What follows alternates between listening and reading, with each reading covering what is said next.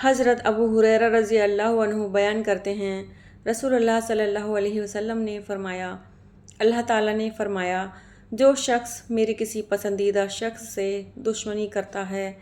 تو میرا اس سے اعلانی جنگ ہے، اور میرا بندہ جن جن عبادات کے ذریعے میرا قرب حاصل کرتا ہے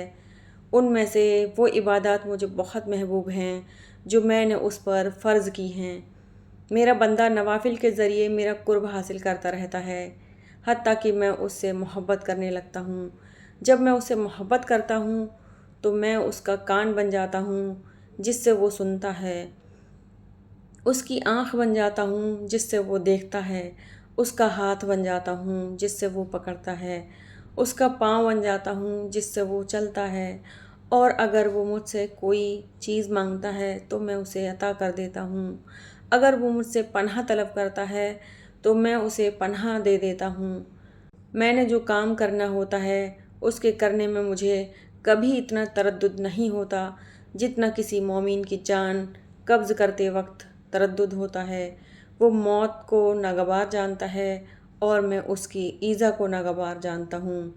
حالانکہ وہ یعنی موت تو اسے ضرور آنی ہے۔